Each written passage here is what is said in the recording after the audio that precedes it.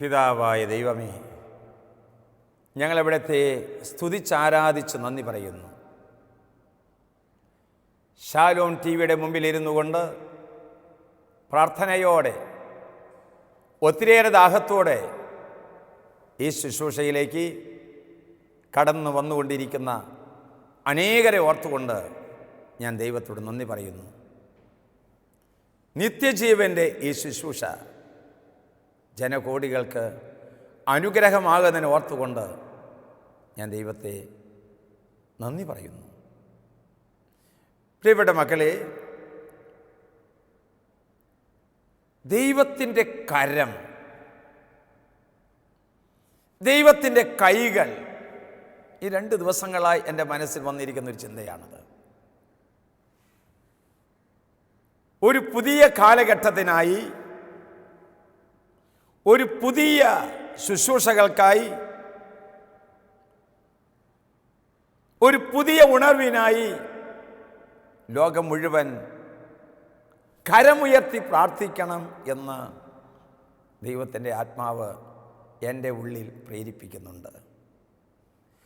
ഒരു വ്യക്തി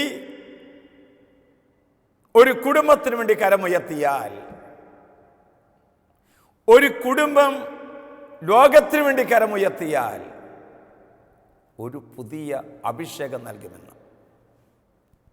ഒരു വ്യക്തി ഒരു കുടുംബത്തിന് വേണ്ടി കരമുയർത്തിയാൽ, ഒരു കുടുംബം സമൂഹത്തിന് വേണ്ടി കരമുയർത്തിയാൽ വലിയ അഭിഷേകത്തിൻ്റെ ശുശ്രൂഷകൾക്ക് ആരംഭമുണ്ടാകുമെന്ന്.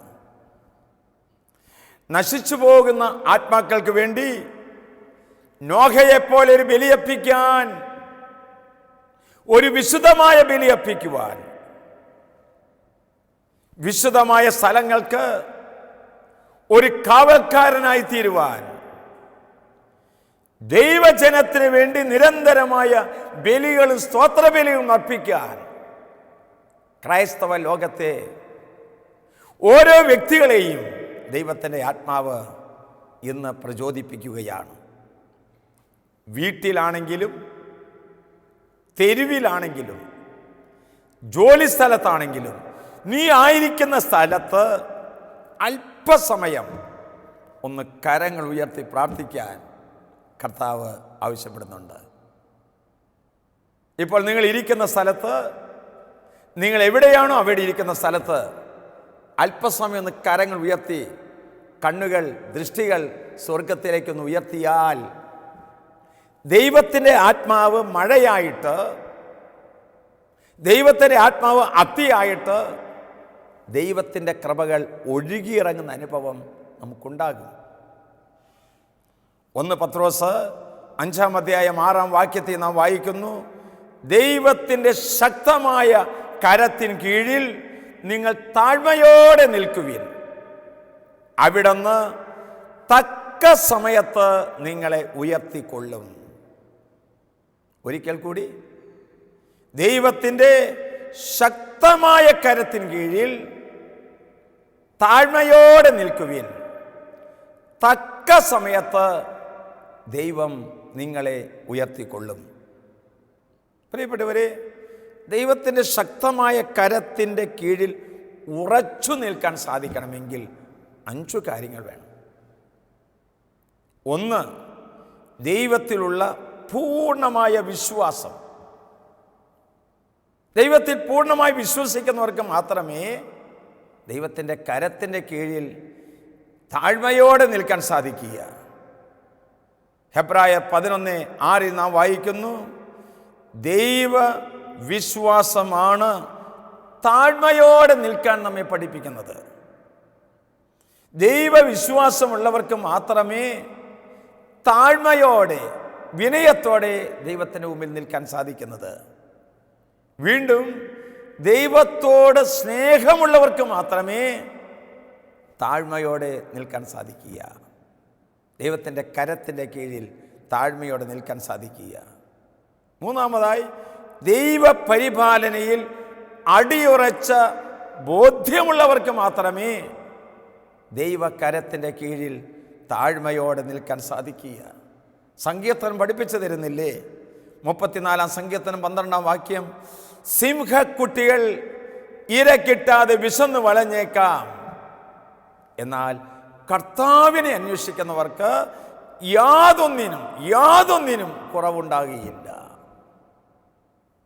നാലാമതായിട്ട് ആഴമുള്ള എളിമ. ചിലപ്പോൾ അവഗണനയുടെ മുമ്പിലാകാം, മുൻഗണനയുടെ മുമ്പിലാകാം, ഒരു പക്ഷേ പരിഗണനയുടെ മുമ്പിലായിരിക്കാം, ഒരു പക്ഷേ അവഗണനയുടെ മുമ്പിലായിരിക്കാം. താഴ്മയോടെ നിൽക്കാനായിട്ട് നമ്മെ സഹായിക്കുന്നത് ആഴമായ എളിമയാണ്.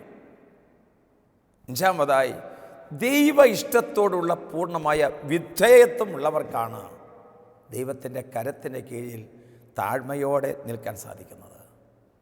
സുപരിചിതമായ വചനമുണ്ടല്ലോ, ജെറമിയ 29:11, എനിക്ക് നിന്നെക്കുറിച്ചൊരു പദ്ധതിയുണ്ട്, അത് നിന്റെ നാശത്തിന് വേണ്ടിയിട്ടുള്ളതല്ല, ക്ഷേമത്തിനുള്ള പദ്ധതിയാണ്.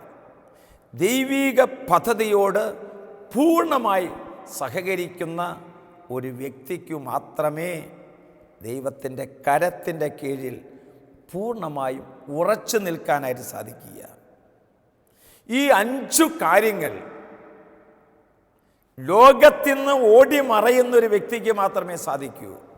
എന്ന് പറഞ്ഞാൽ സമ്പത്തിൻ്റെയോ അധികാരത്തിൻ്റെയോ പ്രശസ്തിയുടെയോ സുഖഭോഗങ്ങളുടെ പിറകെ പോകുന്നവർക്ക് ഈ 5 കാര്യങ്ങളിൽ ഉറച്ചു നിൽക്കാൻ സാധ്യമല്ല. ഈ ലോകത്ത് യേശുവാണ് ഏറ്റവും വലിയ നിധി എന്ന് കണ്ടെത്തിയവർക്ക് മാത്രമേ ദൈവത്തിൻ്റെ കരത്തിൻ്റെ കീഴിൽ താഴ്മയോടെ നിലനിൽക്കാൻ സാധിക്കുക. അതിന് നല്ല ആഗ്രഹം വേണം, അതിനുള്ള നല്ല പരിശ്രമം വേണം, അതിനുള്ള നല്ല തീരുമാനം വേണം. കാരണം ദൈവം എനിക്ക് എല്ലാറ്റിനും മതിയായവനാണ്. ദൈവം എല്ലാം എനിക്ക് നിറവേറ്റി തരും. ചരിത്രത്തിലേക്കൊന്ന് കടന്നു പോകുക. 1973 വിശ്വസുന്ദരി പട്ടം കിട്ടിയ ക്രിസ്റ്റീന, അവൾ ആ സൗന്ദര്യത്തിൻ്റെ ആർഭാട ലോകത്ത് നിന്ന് വിട്ടുമാറിക്കൊണ്ട് ഒരു കോൺവെൻറ്റിൽ ചേർന്ന് ഇന്നൊരു സിസ്റ്ററായി ജീവിക്കുകയാണ്.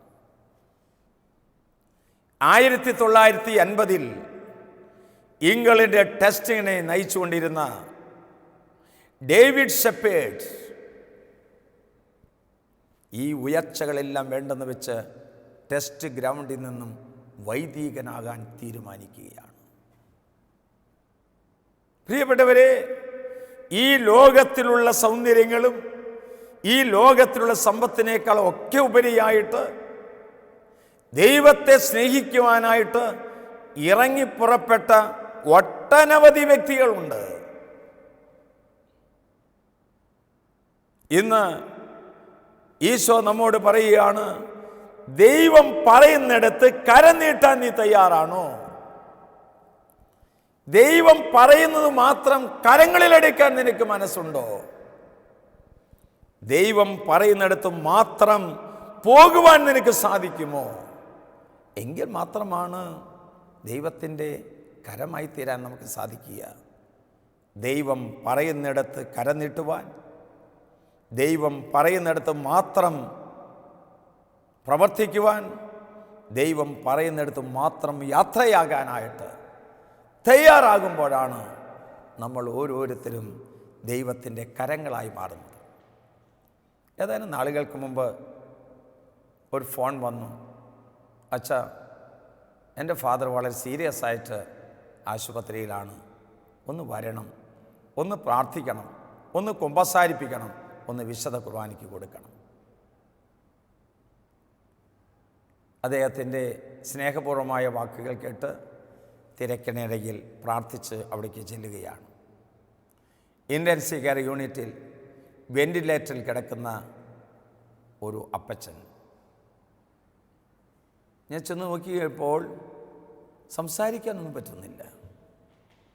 നഴ്സുമാരോട് ചോദിച്ചപ്പോൾ പറഞ്ഞു, വേണമെങ്കിൽ 1-2 വാക്കുകൾ പറയുന്നതിൽ വിരോധമില്ല എന്ന്. പറയുന്നത് കേൾക്കാം. ഞാൻ പറഞ്ഞു, ഒന്നും ചെയ്യണ്ട. ആ മകനെ പൂർണ്ണമായ ദണ്ഡവിമോചനം നൽകി ആശീർവദിച്ചു, പാപങ്ങൾക്ക് മോചനം നൽകി. വിശുദ്ധ കുർബാനയ്ക്ക് നൽകുവാനായിട്ട് കഴിഞ്ഞില്ല. പാപമോചന ശുശ്രൂഷ കഴിഞ്ഞ് കുറച്ച് കഴിഞ്ഞപ്പോൾ എന്തോ ചില പ്രത്യേകത കണ്ടു തുടങ്ങി. അല്പസമയം ഞങ്ങൾ അവിടെ ഇരുന്ന് പ്രാർത്ഥിച്ചു.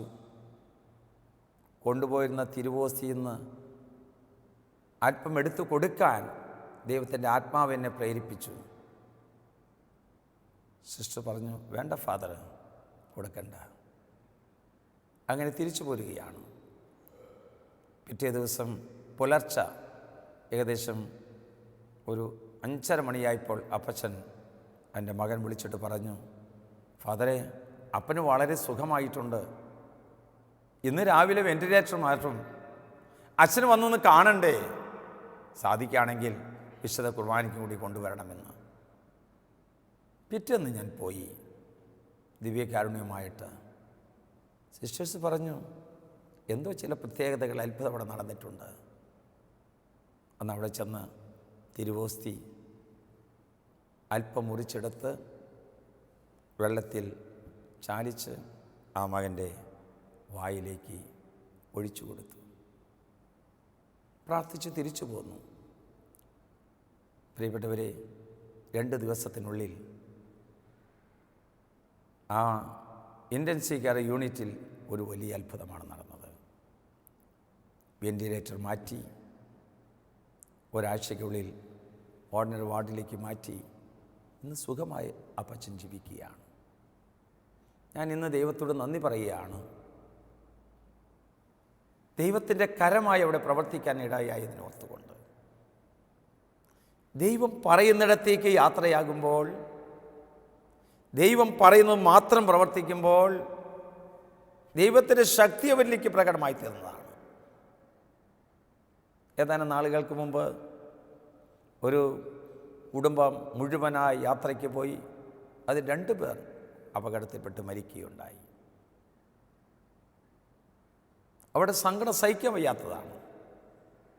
വീട്ടുകാരുടെ പ്രത്യേകമായ നിർദ്ദേശപ്രകാരം അച്ഛന്മാരായ ഞങ്ങളെല്ലാവരും ആ 26 പേരെയും ജെറൂസലേമിലേക്ക് വിളിച്ചു കൂട്ടി.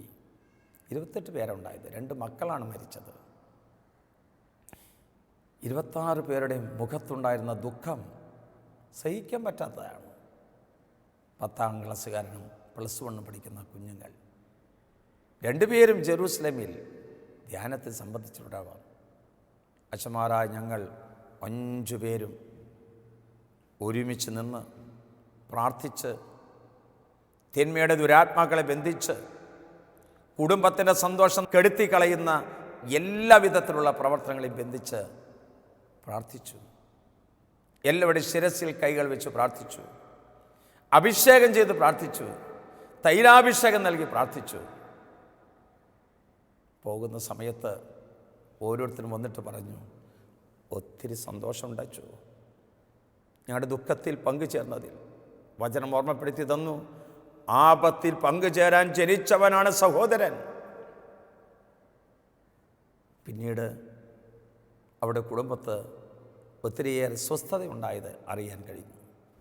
വൈദിക കരങ്ങളിലൂടെ ദൈവത്തിന് പ്രവർത്തിക്കുന്ന അത്യത്ഭുതകരമായ നിമിഷങ്ങളാണ് ഞാൻ നിങ്ങളോട് ഷെയർ ചെയ്തത്. മൊളോക്കോ ദ്വീപിൽ ദൈവത്തിൻ്റെ കരമായി തീരുവാൻ ഫാദർ ഡാമിയനെ ദൈവം തിരഞ്ഞെടുത്തു. വിരലുകളില്ലാത്തവർക്ക് വിരലായി തീരുവാൻ, കണ്ണുകളില്ലാത്തവർക്ക് കണ്ണുകളായി തീരുവാൻ, കാലുകളില്ലാത്തവർക്ക് കാലുകളായി തീരുവാൻ ഒരു ഫാദർ ഡാമിയനെയാണ് ദൈവത്തിൻ്റെ കരമായി തിരഞ്ഞെടുത്തത്. ഔഷ്വിറ്റ്സിൽ ജയിലിൽ ദൈവത്തിൻ്റെ കരമായി തീരുവാൻ ഒരു മാക്സിമിലിയൻ കോൾബെയാണ് ദൈവം തിരഞ്ഞെടുത്തത്. കൽക്കത്തയിലെ തെരുവീതിയിൽ ഈശോയുടെ കരമായി തീരുവാൻ മദർ തെരേസയാണ് ദൈവം തിരഞ്ഞെടുത്തത്. അസീസിയിൽ ദൈവത്തിൻ്റെ കരമായി തീരുവാൻ ഫ്രാൻസിസ് അസീസിയാണ് തിരഞ്ഞെടുത്തത്. ഇന്ന് ദൈവമായ കർത്താവ് ദൈവത്തിൻ്റെ കരമായി തീരുവാൻ നിത്യജീവൻ ശുശ്രൂഷ സംബന്ധിച്ചുകൊണ്ടിരിക്കുന്ന നമ്മെ ഓരോരുത്തരോടും ആവശ്യപ്പെടുകയാണ്. നിത്യജീവൻ ശുശ്രൂഷ സംബന്ധിച്ചുകൊണ്ടിരിക്കുന്ന ഓരോ വ്യക്തികളോടും ഓരോ കുടുംബങ്ങളോടും കർത്താവ് ആവശ്യപ്പെടുന്നു, നിന്റെ കരം എൻ്റെ കരത്തോട് ചേർത്ത് വയ്ക്കാനായിട്ട്. പ്രിയപ്പെട്ടവരെ, ദൈവത്തിൻ്റെ കരമായി പ്രവർത്തിക്കുവാൻ നമ്മെ അതിൽ നിന്നും പ്രതിനിവർത്തിപ്പിക്കുന്ന അലസതകൾ, അജ്ഞതകൾ, അന്ധകാരത്തിൻ്റെ പ്രവൃത്തികൾ നമ്മിൽ നിന്ന് വിട്ടുപേക്ഷിച്ചാൽ മാത്രമാണ് ദൈവത്തിൻ്റെ കരമായി തീരുവാൻ നമുക്ക് സാധിക്കുക.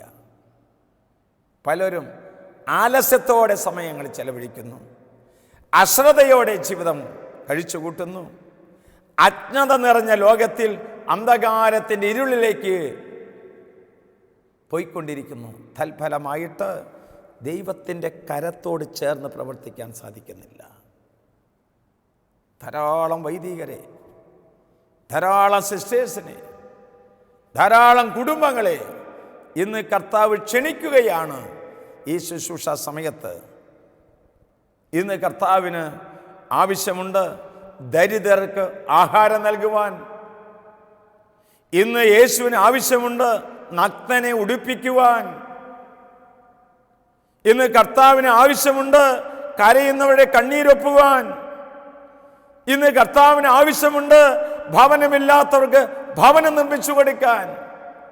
ഇന്ന് കർത്താവിന് ആവശ്യമുണ്ട് വിവാഹപ്രായമായിട്ടും സാമ്പത്തിക തകർച്ച കൊണ്ട് വിവാഹ അവസ്ഥയിലേക്ക് പ്രവേശിക്കാൻ സാധിക്കാത്തവരെ സഹായിക്കാനായിട്ട്. ഏതാനും നാളുകൾക്ക് മുമ്പ് ഒരമ്മച്ചി വന്ന് എന്നോട് പറഞ്ഞു, അച്ഛാ, എനിക്ക് അപരിചിതമായ ഒരു മകളാണ് എൻ്റെ പക്കലേക്ക് വന്നത്.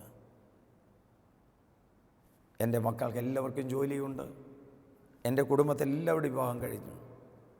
അവിടെ വീട്ടിലെ മകളുടെ വിവാഹത്തിന് 1 പവൻ സ്വർണം തന്നാൽ എൻ്റെ മകളുടെ വിവാഹം നടക്കും.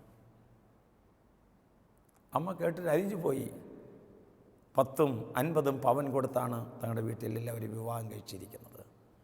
ഈ മകൾ വന്ന് ആവശ്യപ്പെടുന്ന 1 പവനും 10,000 രൂപയും തന്നാൽ എൻ്റെ മകളുടെ വിവാഹം നടക്കും, എന്നൊന്ന് സഹായിക്കാമോ? പ്രിയപ്പെട്ടവരെ, ഈ അമ്മച്ചി എന്നോട് ഒന്ന് പറയുകയാണ്, എൻ്റെ മക്കൾ 4 പേരുടെയും സുന്ദരമായ വിവാഹം കഴിഞ്ഞതാണ്.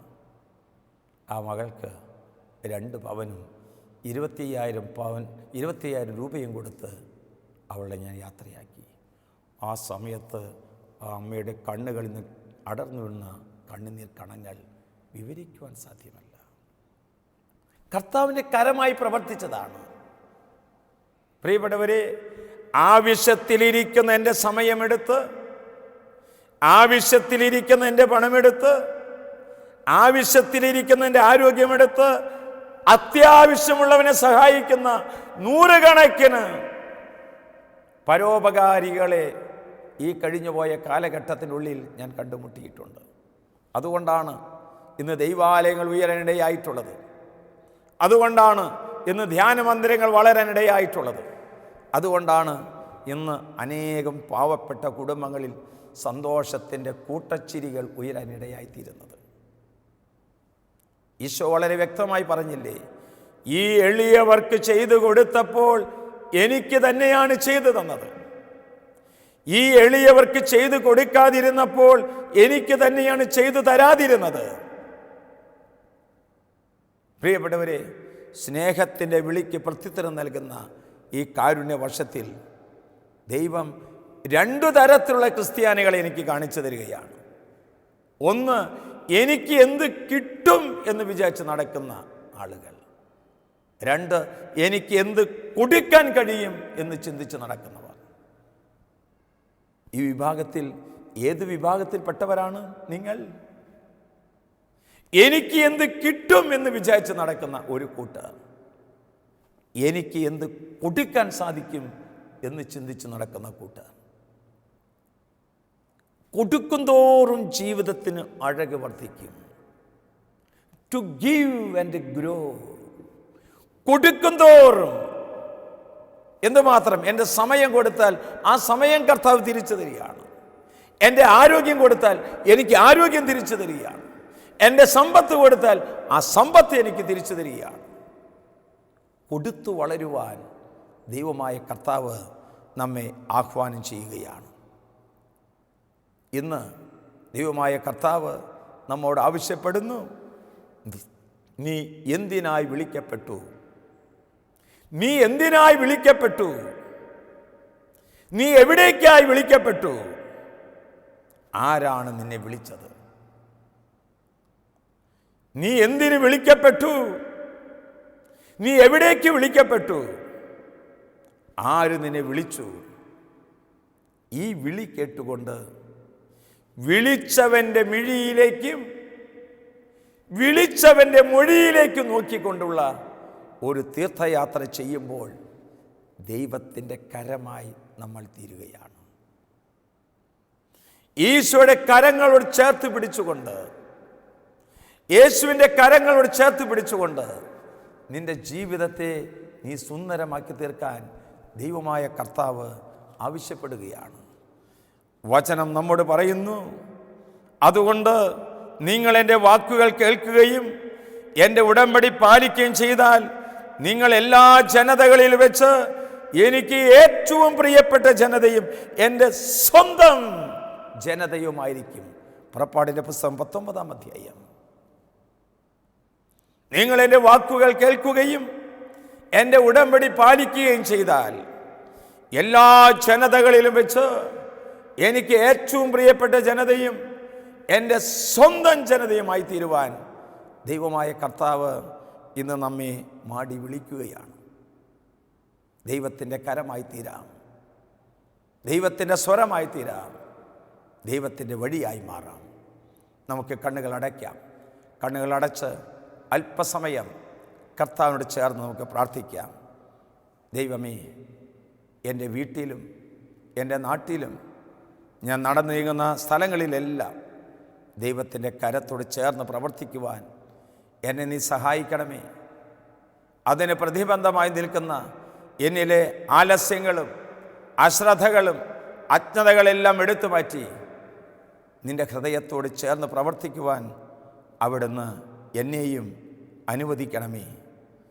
ഈ ലോകത്തിൻ്റെ മുമ്പിൽ നിഷ്കളങ്കരായി ജീവിച്ച് നിർമ്മലരും പരിശുദ്ധരുമായി തീർന്നുകൊണ്ട് അവിടുന്ന് ഒരുക്കി വച്ചിരിക്കുന്ന നിത്യകിരീടം നേടുവാൻ ഞങ്ങളെ ഓരോരുത്തരെയും സഹായിക്കണമേ. പരിശുദ്ധമ്മേ, ദൈവമാതാവേ, സകല മോക്ഷവാസികളെ, മാലാഖ വൃന്ദങ്ങളെ, ഈ ശുശ്രൂഷ സംബന്ധിച്ച ഓരോരുത്തർക്കും ദൈവത്തിൻ്റെ കരമായി തീരുവാൻ, ദൈവത്തിൻ്റെ കൈകളായി തീരുവാൻ സഹായിക്കുകയും അനുഗ്രഹിക്കുകയും ചെയ്യണമേ. നിത്യം പിതാവും പുത്രനും പരിശുദ്ധാത്മാവുമായി സർവേശ്വര എന്നേക്കും ആമേൻ.